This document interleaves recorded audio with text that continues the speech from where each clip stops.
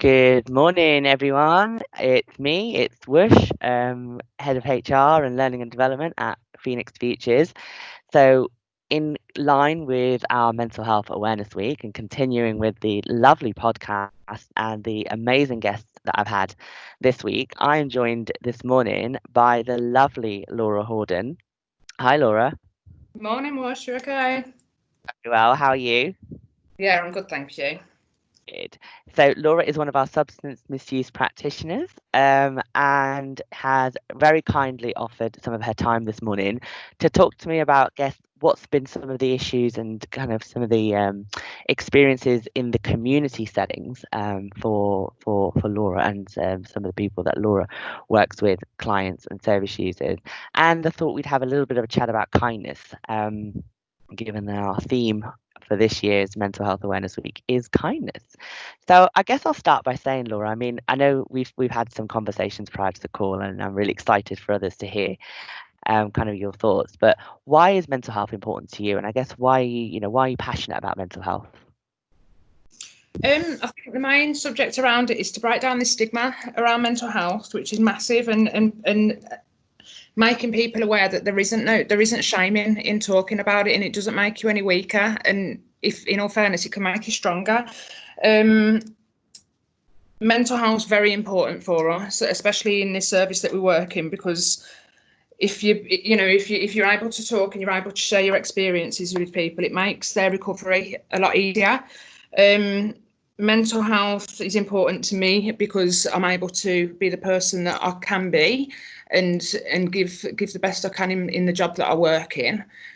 But yeah, I think mainly around the stigma around it that needs to get broken. Absolutely. I mean, we say that a lot, don't we? The stigma around mental health, and I think we have come a long way, haven't we? Like I certainly, I say the last decade, the conversation around mental health has really started, but I think there's still a long way to go. I think people need to. I think I mentioned earlier on in the week on another podcast, Laura, I talked about how you in the world of work, we still have that stigma around, if I talk about mental health, am I seen to not be good at my job, or am I incompetent? And it's none of those things, because we all have mental health, and we all need to recognize that we're human beings. We have mental health. We have good days. We can have bad days, and it's okay to That's talk it. about it. Yeah. I think I can relate to that because I've been there myself. When I first Yeah. started working for Phoenix, and probably in previous jobs, you Yeah. don't Yeah. feel like you can talk about weaknesses. It's not even a weakness as such. It's really not, but it feels that way sometimes, Yeah. that it's a weakness and you're not competent in your job. Yeah. Now, I'm saying this from my heart. I do not feel like that with Phoenix. I feel like I can talk, and I feel Oh, like I'm not being judged, and it's supported. I mean, our manager phones us daily, to have a check-in with yeah. us. We've set up a room at work called the Yeah. Woosh room. I don't know why it's called that. The what room? Wobble. I'm saying your name now, so I wobble know. I room. was like, I was like the wish room. I was like, I need to get down there. Wobble room. The wobble room. Yeah, I don't know why it's called that. It's got. I'm in here now actually, and it's got a Yeah, box of stuff, of little bits, drawing, and things, so we can yeah, just step away from it. yeah, Because it can get overwhelming when we're at absolutely, work. absolutely, So yeah, just to be able to step away and concentrate on you absolutely. sometimes. And it sounds great that you mentioned the kind of culture at Phoenix, because I've certainly felt that myself in these first kind of, I guess, 3 or 4 months since I've been here, is that there's a real sense of commitment to staff and well-being, and that's so inspiring, because you can hear. I mean, I've heard so many horror stories of um, other organisations, and I guess you know in terms of how they've reacted to the pandemic, and how what their expectations have been for their staff. So it's really reassuring, and really, I'm sure, really positive to hear you say that. That's great. So I guess Laura, it'd be great to talk about. So we've had people here come to the podcast from housing. We've had people come from prisons. It'd be great to get a community perspective on what are kind of the challenges that you're seeing with service users and clients, and I guess what are some of the challenges that community staff are also Okay, seeing. so we're working very differently now. We're not seeing people face to face, and I understand that some people, we're the only positive people in their life, so it can be difficult. Now, it's not just the support that we provide one-to-one. There's also groups, you know, community services like we've got a local, I don't know what you'd call it, a kind of like a youth, not a youth centre, what's the word I'm looking for? A community centre, basically, Yeah. where people can go. And then we've got breakfast clubs here that are set up, and we can go to recovery through nature. Now, obviously, all that stopped. So I think it's important that we are having phone contact with them and making them aware that they can phone us for support. I think at first it was, what I noticed with the community services, at first people was okay at first. I think a lot of the clients, particularly mine, were quite happy to be indoors and not have that pressure on them to have to go out and do things and you know, live up to what they feel that everybody else is doing. Yeah. Now I've noticed that decline a little bit. Now it's been a fair few weeks that's been happening, Yeah. and people are struggling more. But I think it's just about phoning them, not necessarily phoning them just to check in on their drug use, just to see how they're doing, how they are, and making them aware that we are here and we do care. We do care, and it's not just a job at the end of the day where we're phoning because we've got to. It's because we want to, and we need to make them aware of that.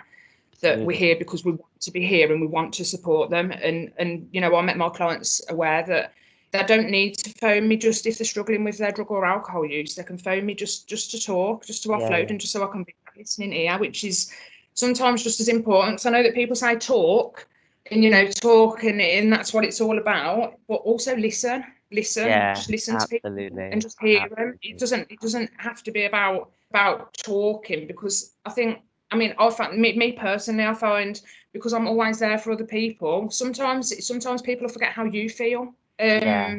Yeah. I Yeah. think it's about you know, speaking out. If somebody don't ask you, be comfortable to speak out and say, actually, do you know what? Absolutely. I'm having a bit of a rubbish day today, Yeah. Yeah. and that's Yeah. fine. That's fine. Absolutely. And I noticed when we first went into lockdown, I enjoyed it. I Yeah. really did, because it gave me that little bit of time for me to concentrate Yeah. on me, Yeah. because Yeah. I'm busy and I'm providing support constantly, not just at work, within you know, within friends and family, and it Yeah. just Yeah. gave me that little bit of time, just a bit of self care for me. Yeah. Uh, that's changed. That has changed as the weeks have gone on, and I do feel a little bit, not flat, I wouldn't say, but a little bit, I can't see an end. So I've Yeah. gone through a little bit of a stage of feeling a little bit anxious of what's coming up, and what's going to be expected for the future. And then, I mean, when I feel like that, I talk. I'll pick up Yeah. the phone and I'll tell people, and I don't feel a burden to do Yeah. that. Yeah. And I know some people do. They feel a burden to think, well, I can't phone that person because everybody's in the same boat. But Yeah. then person might be in the same boat. They might need somebody to speak to. So it Yeah. might be a joy for them just to speak to somebody as Yeah. well. So Absolutely. I think you're absolutely spot on. The listening is just as important, I think, as talking. And active listening it can go such a long way.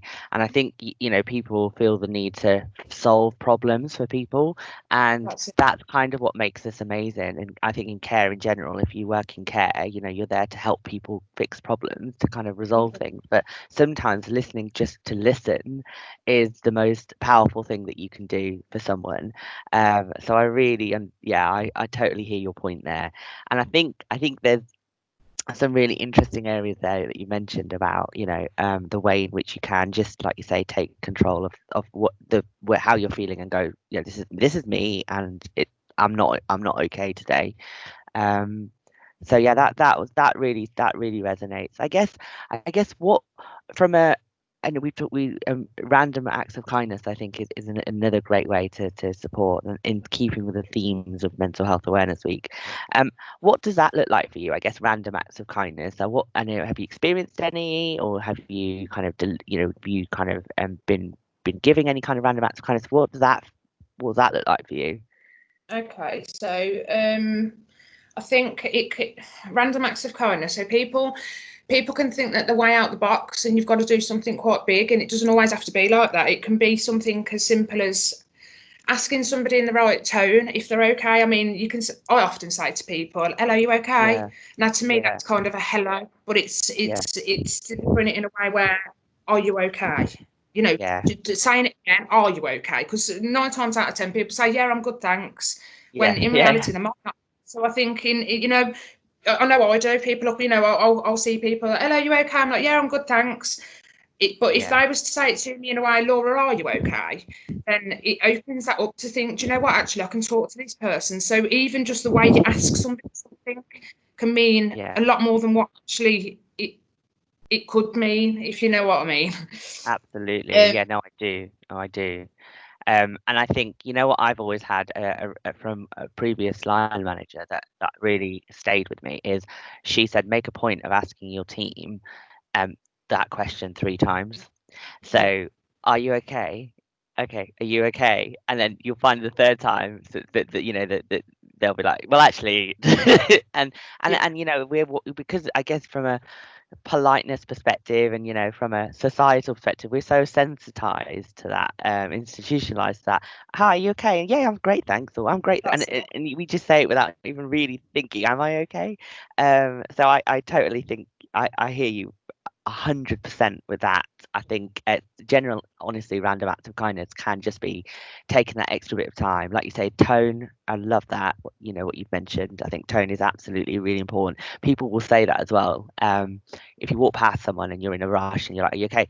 and they kind of think you haven't got time for me because of the, Yeah, you know, you've rushed it. Or your tone is quite, you know, is not in, you know, is rushed. Then you're not really going to get a genuine response.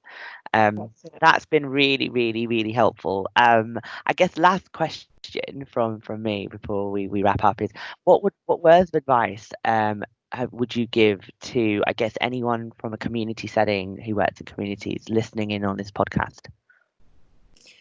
Take time. Take time for yourself. Step back and understand that we can have time for ourselves, and we can check in with our own mental health, Yeah, and speak to the team. Speak to the team that you're around. I know, but I mean, the team I've got around me is amazing, and we will offload. Speak to your manager, and personal life. Speak to the people that are around you, and I think mainly just to understand what works well for you. What works well for me is might not work well for other people. I don't do exercise just because I don't enjoy it. Now I know that yeah, works really well for other people. yeah, yeah, What I do is I listen to music.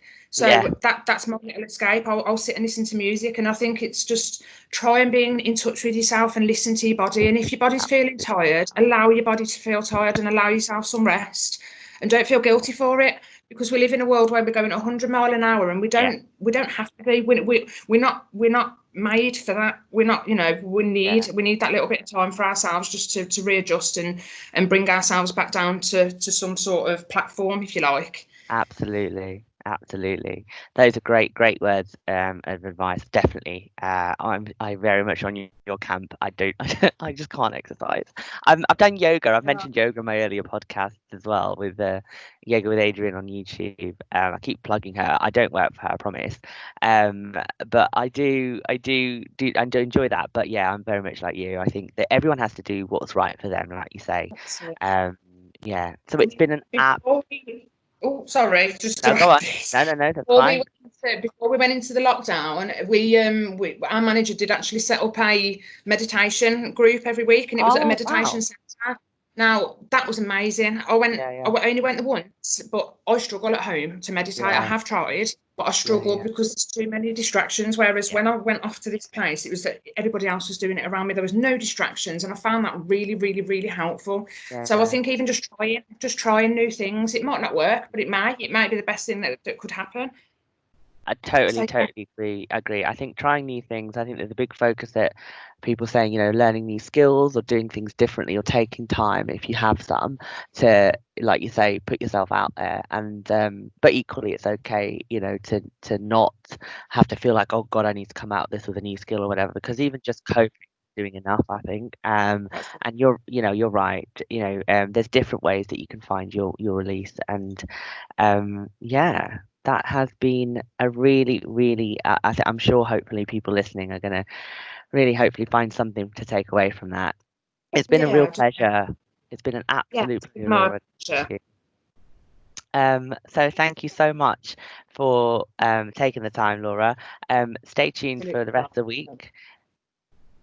Stay safe Will do. and take care. You Thanks. Bye. take care. Thank you ever so much.